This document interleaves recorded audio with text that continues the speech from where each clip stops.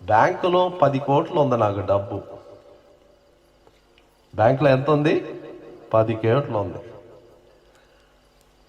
నాకు పాస్బుక్ ఇచ్చారు. బ్యాంకులో పాస్బుక్ అని ఇస్తారు, అందులో రాసి ఉంటుంది ఎంత డబ్బుని లెక్కలో ఉందని. చెక్ బుక్ ఒకటి ఇస్తారు.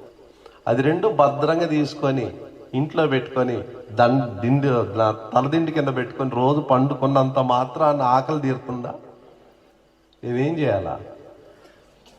ఆ పుస్తకంలో రాయబడింది వాస్తవమని నమ్మి ఆ చెక్ తీసుకొని పోయి బ్యాంకుకి ఇచ్చి నాకు కావలసినప్పుడల్లా కావలసినంత డబ్బు తీసుకుంటూ ఉండాలి, అనుభవిస్తూ ఉండాలి.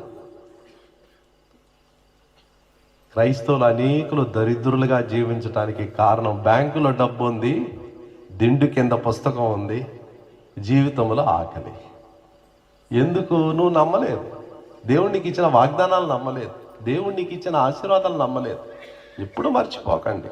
ఎఫెసీ 1:3, 2 పేతురు 1:3. ఇది నా జన్మ హక్కులు. నేను దరిద్రంగా ఉండవలసిన అవసరం లేదు. ప్రభువునందు నేను సంతోషించాలి, ప్రభువునందు ఆనందించాలి, ప్రభువునకు ప్రతి విషయంలో లోబడాలి.